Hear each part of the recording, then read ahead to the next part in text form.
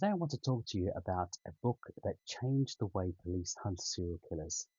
It's called Mindhunter, and it's written by FBI agent John Douglas, and it tells the story of how the FBI first learned to think like the people they were trying to catch. Before this point, most police investigators focused on evidence like fingerprints, witnesses, and physical clues. But what John Douglas and his colleagues began doing was something quite different. They started asking a new question out and about. And this question was sort of what kind of person commits a crime like this?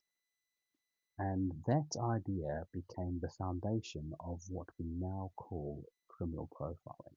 John Douglas was one of the leading FBI behavioral science unit agents. His work involved interviewing some of the most notorious killers in the United States. People like Ed Kemper, Jeffrey Dahmer, Ted Bundy, and others who had committed multiple murders. The goal of these interviews wasn't simply to understand what they had done. It was to understand how these killers thought. Because if you can understand how a killer thinks, you might be able to then predict what they do next. And it'll be an easier way to catch them. Now, something interesting was happening around this same time. Another FBI agent, Robert Ressler, who we spoke about last week, was also pioneering work in profiling.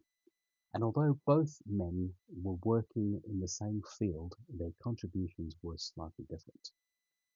Ressler was deeply involved in developing FICAP, which was a national system that helped police departments across the whole of the United States link violent crimes that might otherwise be or appear unrelated.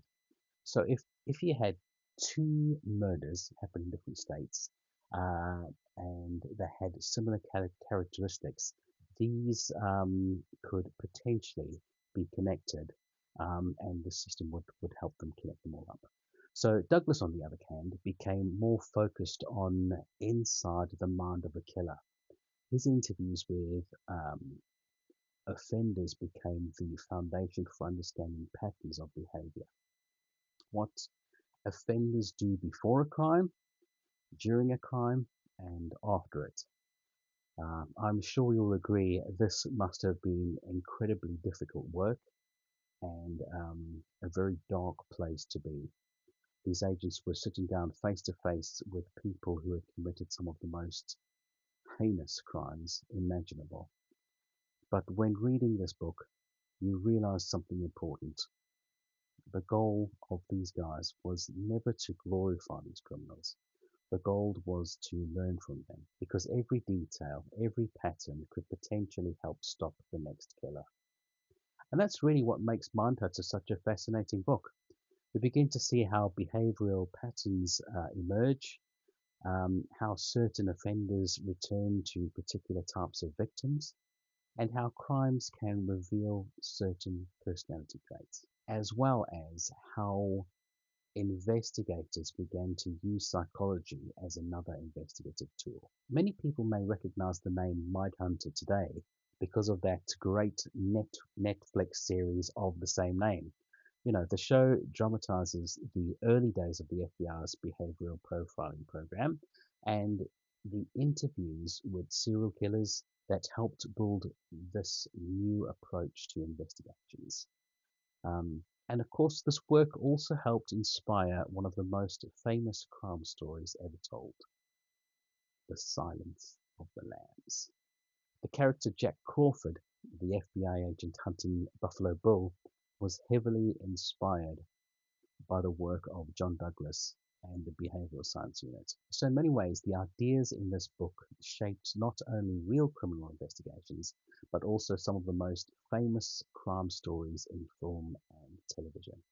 But when you strip all that away, what Mindhunter really gives you is a look inside the early days of something completely new. This small group of agents and investigators were literally just trying to understand something that until then had barely been studied at all. Some of the questions I'm thinking was, why do some people become serial killers and others don't? More importantly, can understanding these killers help us stop them? It's a real fascinating read, this, and one that genuinely changed the way serious crimes are investigated. So, for anyone interested in crime, in psychology, or investigative history, this book is a remarkable insight into the early days of criminal profiling.